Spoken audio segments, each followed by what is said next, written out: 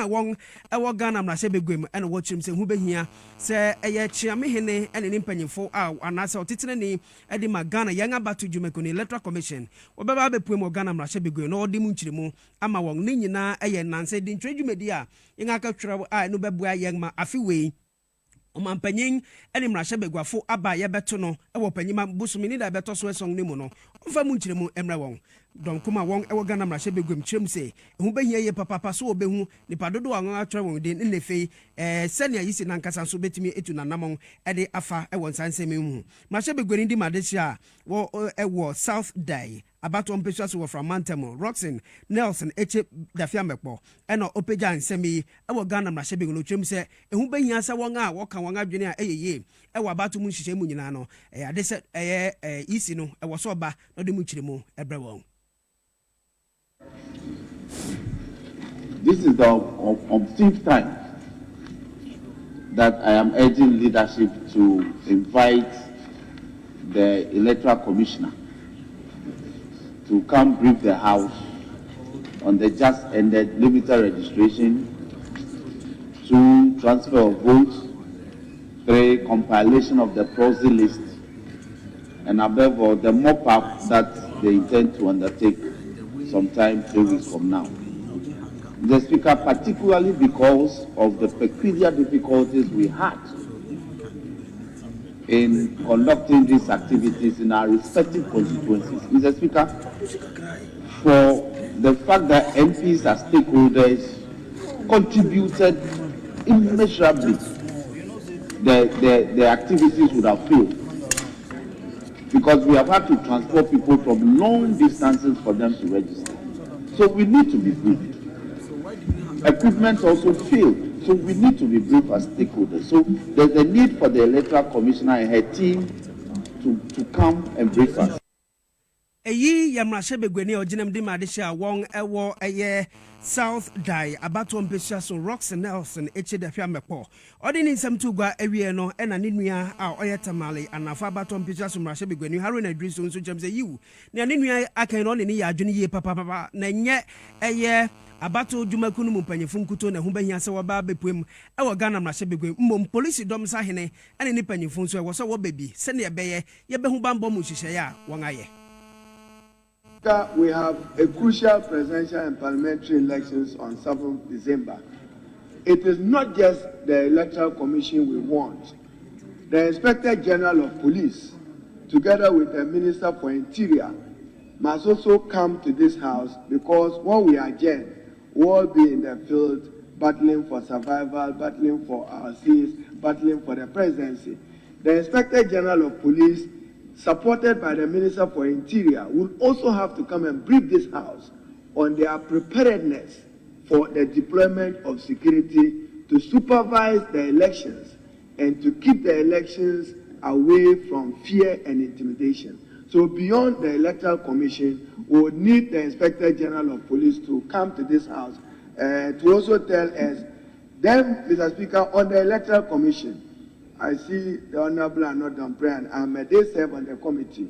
With the EC, why Parliament must hear them, it would be ideal that we hear them even before mid-year review of the budget, so that we have an understanding what is their financial requirement for the conduct of the presidential and parliamentary elections. Has government met them adequately, reasonably? Halfway, we need to know. We don't want an instance where the EC will say we are faltering, we are not living up to our constitutional mandate because there has been no releases from the Ministry of Finance, or what we have requested or demanded has not been provided. This is very critical for the protection of our democracy.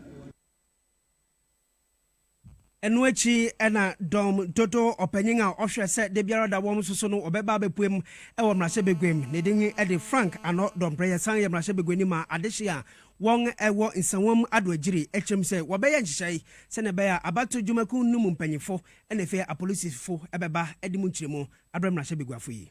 I assure you that leadership, and if I say leadership, both of us will work on it to have some confirmed dates, because the practice has been that table office will have to write to the commissioner or the commission, and she will often have to get back to us for a date to be confirmed. That is when we can program the commission duly in the business statement. But it's a valid observation, and I will want to assure my colleague that it's something we are going to pick up. A majority whip, needing the Frank and not Dompre. So near Homa Sonia near Rabusadanqua Akasa, or no, and a global info analytics, a bunch of more would one post, a hood ye, Eddie Affair Batso, and how many dear chin, or my post for Frobe, Eddie Affair, Matthew Poco Prempena, Po, ya body D say, running mate, Eddie my MPP, Manuku, and Yemi Sunny Moon say, Mira Danqua, that same you may, as set one year to train Como, Ewe Cassie, Buena, the Yati and the same post, some wine and saying ye daddy say, Obankramante one peswani be breso, no Ghana for mucha, say ye na post. So on running mate in Tia, your Montuaba MPP Manuku, Wadama, fire for post, Nene, Musayan Casa, and Esikoe. You made that in Yakone, which I will name Motia for my people now. You. FJ pool, Ewa Accra, and 6 constituencies. Okay. But see the vote did in some 2 January, and yet precisely like that. Okay. You decide almost say. Napu as a running mate. How likely is that nomination going to influence you to vote for the MPP in the election? And it's where say we do a Obetwama MPP and yen appointee and Obetwama MPP. Okay. It do a on Tuma MPP and yen appointee and on Tuma MPP. Okay. So it's a mixture of so many things. Likelihood, would that really influence you in a bigger way? Okay. The Bissau mono in a special pool area one kaya. Abilikuma West. Omama say it's likely to influence. It's a bit to me as a margin Moma Twaba. A bit to me, yes, a bit to me. I'm a Omatwaba. Okay. I'm a MPP. Okay. 24%. Okay. Ewa Abilikuma West. Abilikuma West. Okay. And almost say and influence to and to my MPP. And you say some to my MPP and then appointee and almost to my MPP and I saw almost to my pen and appointee and almost to my and here 69%. Okay. Abilikuma no 19% say it may influence them or likely to influence them, and 80% say it is not likely to influence them. Oba Iowa West, 19% say it's likely to influence them. 57% say it will not influence them, likely not to be influenced.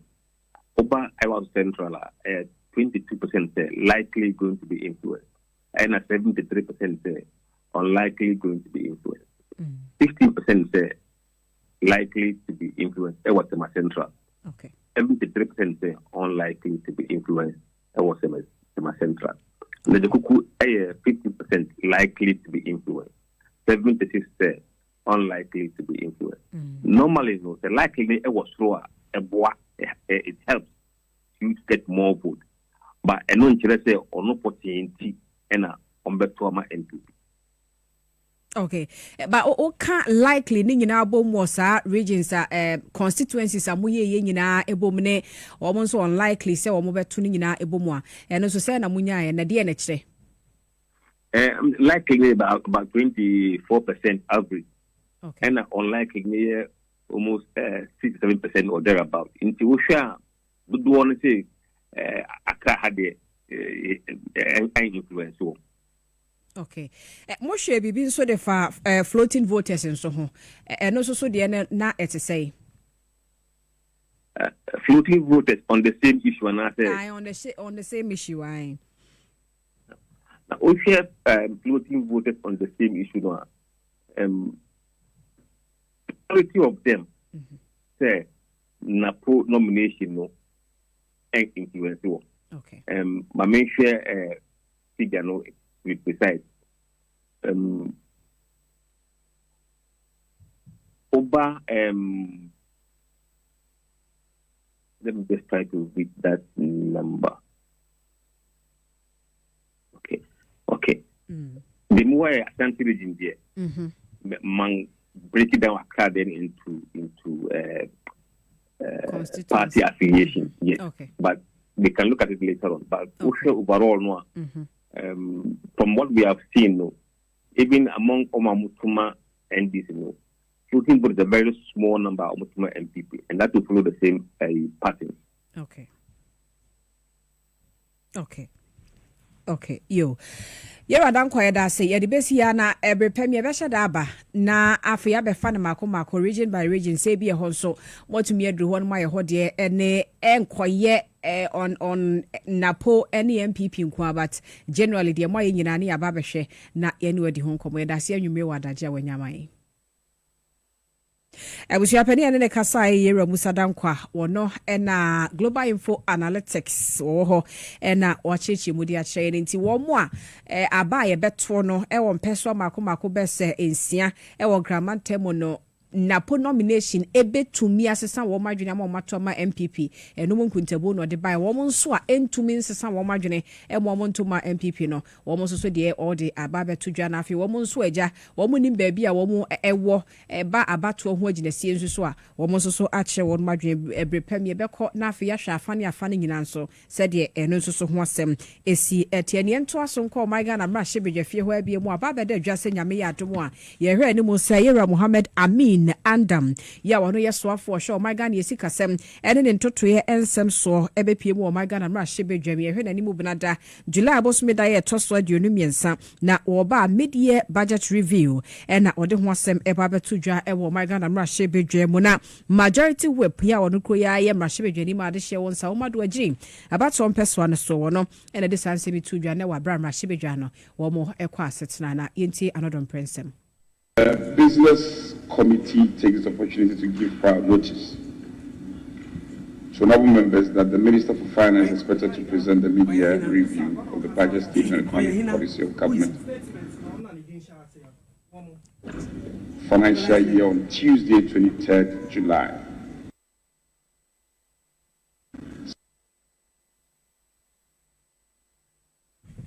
Abusianti we yera Frank anodom pewo no na oye majority whip or sanso eye mrashibedwani ma de hye wo adwagyin sawo mu ne potemo ne tes wo de sanse metu mrashibedwam mpenifo ani yantu akase bono so na yenko ahama Ora Abdullah Yakubo oye mpanyefu a womuka eye Judicial eye Service Staff Association of Ghana ho ye ne nkotwetwe nkomo ne nyina nam se etuan ya organized labor fosi wo beti no wo nyina nso wo kan bi opane ya mo wadwomu akwaba ha in that until government stops the sale, we are going to be embarking on the industrial action on Monday. So on Monday, we don't expect any of our members to report to work in compliance with the decision of the organized labor. So, you bet me afani se muse mubeti wetu ya Monday. Yes. Okay. Enti mubeti we se tu you know. Rock City Hotel or your main person a yeton ASR 6 hotels ya mane no or the statement aba HM se wanya antobium mubejai anase mubeto akoso ana mube ni den. We are not against Rock City. Our strike is directed at the government and the Senate. So the statement issued by Rock City is immaterial to whatever we are doing. Okay.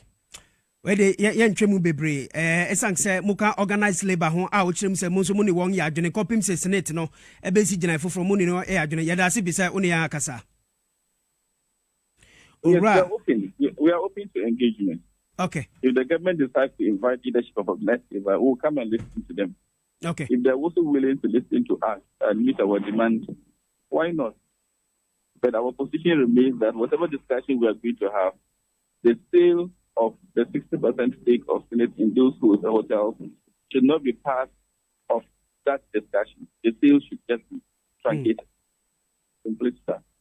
All right. Thank you very much for speaking to us. You're welcome. eyi eye ura Abdullahi Yakubu oye mpanyimfo a womo ka eye Judicial Service Staff Association of Ghana ho echem se womo nsoso ene joda wa wo nsem bi e wa yang asem ni bi ahoro obekọ no won a wasa womo sumu no kọ ho no mu be hwe sanse womo nsusi ene tua no wode won ho agemu bi enti Ghana fa na nyina no ya de se ginemu aban enwumaku na fe aban aso nyina kam ya ise womo nyinara including won a womo sum ye e wo yang ayarsabia Ghana Medical Association anasifo nso kyerem se joda OPD services nso ade se won a redraw enti na se enu ya nti yehwe ye nia abanso ebeye yehwe se de snake na yehwe na nim se ono na o se ni hotels no mo boka enti no because of a carbon no a ebo wo mo enti no mo floaty shares enti se yehwe wo mo se se sia de o mo ma yete ya na se de eroku je to abla kwa de ba beto abonte a yenso yate ne se highest bidder no a no wo mu a ono ne brand champion no ware draw enti no snake still na mo be koso aye anaso so mu be jai enti yehwe wo mo nim every day sabre ya kan kase aboya nkosi juada ne ente hwede atuate megide se because yi organized labor de almost omuni bidders ni mu bia ni asem snakes no ne wasem se o man ni bibi ni a na seginasie bia mu si a anya hwe kwa no kam be ma wo mu nyina adwea ko benkuro mu e no mo de MPR for so ho ya because last week 2 weeks ago directive na buy na mo se o mo fan nti se o mo de nkrata na ba mo mahwem na se ye okay a at least mo communicate to organized labor no mo hu se okay aginasie se na mo sie na mo fa wo mo achi ma ana ebi nso a minister na ne koka na asem na MPR for so nka hwe yɛntaso aguso nyina asem ne bia esanse PM panyin a ote eye nsama sabre ewo court a yede ntansa abo nipa ba sansa enam won sasunti omanga na yanga hwere sika ewo ambulance nsensem emu no PM no ede nsama tugwa chirim se sa nipa ya won ho bon wasansem nyina no won hwe se wo mu ne nsem twerefo entwetwe nkomo ebiom fiti sabre ede ereko justice efia sewa esari botwi ena ode nseme atugwa chirim se ohwe se ne nsem no ereko na kamia se won nsema horo a wore ekika no borderline bi wamu epese wo cross na no so wo cross di anhwe ya any contempt na ebetimi akire won wo nyina so a wamu nyina ede ama court no ho opening anase justice efia sewa esare botwi o kirem se wahu senior eye aloyafo a wo ho bon wo sansam nyina mu a nea oginem wo aban asoye na fe nipa ba sanso oginem ede ma won sema horo a wore kika no kamia isa enhyede ensuani papa eyinti na wode sansam atugwa biom so sankire mu se ohwe aloyafo titiriu opene Richard Jakpa senior o grant interview edi madarobo enyuma na o se no so etwetwe aso kakra eyinti na odi sa kokobon semi abetugwa wochirim senior beya aseni a erekoso ewasem ni bia no obetimi abo ho ban na wamane mamu ada hofan eyinti na odi sa sonyi anase taboy ato won to se wobetumi a grant interview edi madarobo enyuma na de fitisabre erekono won twintwen so ansa kopim se sa insemina anase nankasa ebesanga si gina foforo ewo sa insemi emu Adesima yentoan sam no so yanwume no si abrekase bo na eguso ide somo na efiada boja ye kaise ne gide kase bo ebeba wadwonche Facebook Power 979 FM na fe TVXY to the buy bejebre na yabobo so e dia mamo ye to so ebekotema East abaton peso ne so na wana mrahye bedwani ye wo hoye rise kahye odam 10 ye kase watu na mo bia ebo ase de be ya woni ye maamenom ne papa no mpanimfo ye woni mpeso so wo munyina eni beje na fe asetena no akoyie dia ma wo mo kire ho hia se se woni mpanimfo e wo ho a ebra no obekae wo mo no wahye wo mani munyam ne se nti wakoto niema e de ache wo no mo na sansemi ni amanebo into aso efiapokua ne wo the ashai odamte ehunye ehia se e wo se okaye maame ne papa no mpanimfo mo wotema East mpeso aso eyi nam so e ma otonioma ekwache wo e wo eda a wode esi wo se ye de kaye maame no mpanimfo Owura Isaac Oshai Odamte ene power kasebo ekasai nti mei nyemre a yebeka se obi nye aduane wo ni fie nti na dabi enye se obi ni ntoma dabi bade e kire se obi mpo a yenso a yedamo ano ewo mra shebede mu no ye kire se ne amoaye ade aboa tema East ne amoaye ade aboa Ghana ana nia moaye aboa mo man na no ye ni aso nti ye kwa ye faso aka se nyame nshiramo ana ye damo ase ena mo hu no ha no enu echi no emba don frefo a ogina ho matema East mpeso aso no Madam Joycelyn Kwansa enso eche n'ani so de ma owura Isaac Oshai Odamte anamo awotu de akai ye maamenu mpanimfo a omo wetema East mpeso aso no osanso du tu dwa say 7 December abatu a yebetui ohye NDC amanyoko no bo say wo mo beye nya wo betumi de abo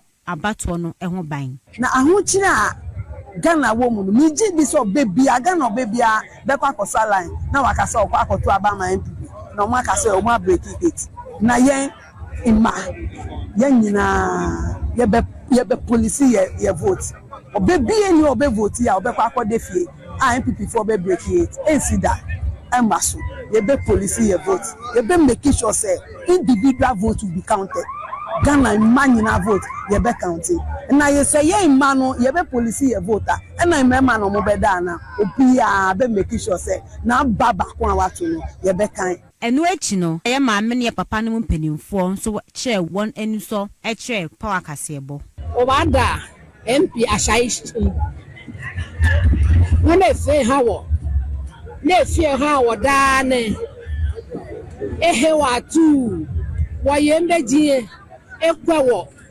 ojogba na ekuse wo wogbe nyongba jole ne hale hewale lenche wie ashai ke wo print wo hama eke wo print wo ha ashai eke mahama katuni ewa iwa don nyongba jole enti abusia efia poka na dia mane boy fitama East ne mpeso aso de brain Saranso so na NDC amanyoko no dim opanyin a ogene mu se ento abama no nonkor ma hye begwem ne ding de Joseph Amankwa ewo kwabre epoya abato mpesa so twem safi we sa abato mpesa no so no NDC fu beje akongwa no de efi MPP fu nsem efu afa bia wa mane bontu aso Amankwa de nsem yitu dwa se ade hye omo wo kwabre East enam ohaw bebremu titiru eni omakwan a enye eni enyoma bebra ekeka ho nanso ogidi sese NDC aban no ebetena gwaso a ahodi nyina eto obetwa na okasa asemi bra eye NDC amanyokuo ne ba Alhaji Muhammad Yakubu edi 12 motorbikes ebre abatwa mpeso so sede be ya ebeboa ama abatwa yi ebekoso yie na oda Alhaji Muhammad ase na osanso se so se enyoma yi beboa ama eye NDC amanyokuo no ento aboa no bekoso yie pa obi a wa abonten a wo NDC ho do na kwa abre bra ye bre kwa abre ha 28 years a MPP fo age kwa abre na mo hu kotokuo mfa kranhim ye hu development hwekwan a ye nam so basa no ebetimi age ni nyina e de si ho yie ni aye ni yie this NDC ba power Alhaji Mora ogina mu ma Alhaji Muhammad a odi 12 motorbikes ne ma NDC amanyoko no se so say omonhwe eye enwoma no so yie moto de setwa 10 years kura enye condemn ebeto aso akọ ntiran so omonhwe ne yie se obi furu ho a chama bi furu ho a de obeba no so mbema tu moto no